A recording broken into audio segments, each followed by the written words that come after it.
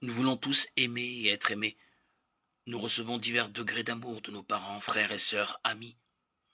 Mais la plupart d'entre nous aspirent aussi à trouver cette personne spéciale avec laquelle ils pourront partager un amour plus profond.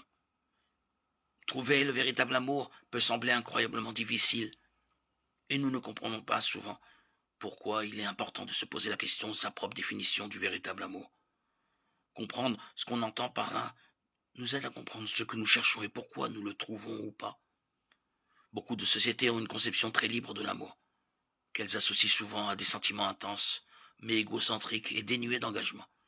Beaucoup de films et de séries télévisées mettent en scène des personnages qui obéissent à leurs pulsions et ont des rapports sexuels avant le mariage.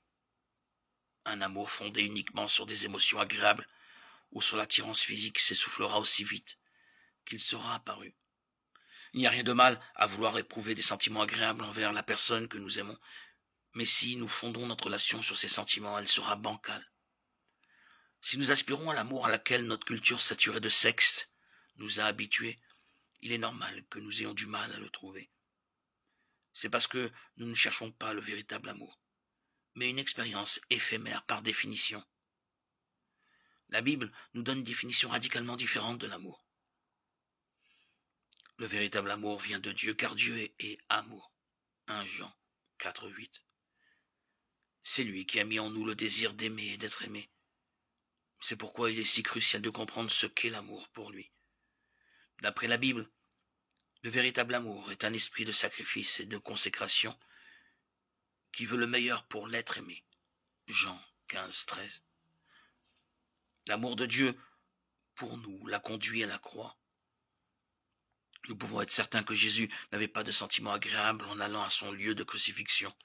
Luc 22, 42, 44. La Bible dit que nous sommes l'épouse de Christ. Matthieu 9, 15. Éphésiens 5, 32. Le romantisme est censé mener au mariage et grandir parallèlement avec l'engagement. Genèse 2, 24. Il doit être enraciné dans l'amour sacrificiel. Éphésiens 5, 22, 25, 28. Un certain nombre d'éléments peuvent nous empêcher de trouver le véritable amour selon le plan de Dieu. Nous pouvons faire l'erreur de penser qu'il n'y a qu'une seule bonne personne pour nous et donc craindre de la rater. Si nous attendons notre parfaite âme sœur, nous attendrons longtemps. La personne que nous décidons d'épouser devient de ce fait la bonne personne pour nous parce que nous nous engageons à passer notre vie avec elle. La Bible réduit notre champ de recherche. Notre véritable amour doit être un croyant consacré au Seigneur. 2 Corinthiens 6, 14, 15. Au-delà de ce principe fondamental, Dieu nous donnera la sagesse et le discernement requis pour choisir la bonne personne. Jacques 1, 5. Les conseils d'amis sages et pieux qui nous connaissent bien peuvent également nous être utiles. Nous pouvons aussi faire l'erreur de penser que notre bonheur dépend d'une autre personne. Seul Dieu peut nous remplir pleinement. Nous n'avons pas besoin d'amour romantique pour cela. Aucun de nous n'est parfait et il est irréaliste et malsain de s'attendre à ce qu'un autre être humain parfait réponde à tous nos besoins. De plus, nous serons forcément déçus.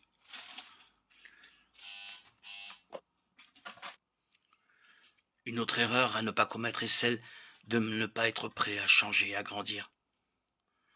On s'imagine facilement de quel genre de personne on voudrait tomber amoureux, mais combien d'efforts faisons-nous pour devenir cette personne nous-mêmes?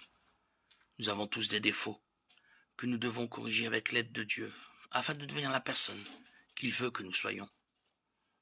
On peut être tenté de penser que tous nos problèmes se résoudront d'eux-mêmes quand nous aurons trouvé le véritable amour.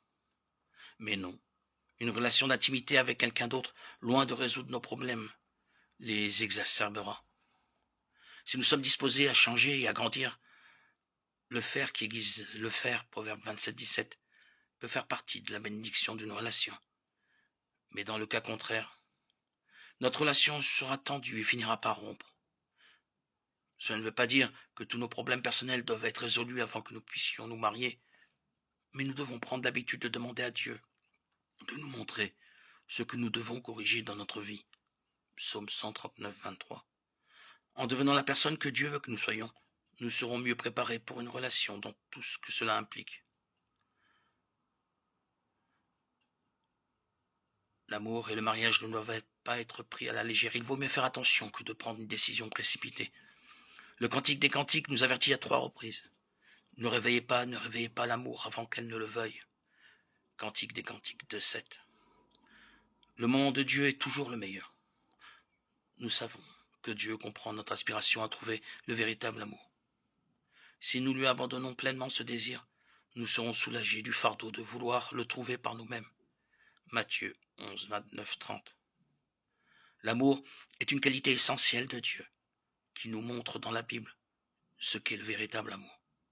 Le redéfinir ou chercher à le trouver en dehors des voies prévues par Dieu n'entraîne que frustration et désillusion. Si nous abandonnons nos désirs à Dieu, nous soumettons à sa volonté et cherchons tout en lui, nous trouverons alors le véritable amour. Fais de l'Éternel tes délices et il te donnera ce que ton cœur désire. Psaume 37, 4.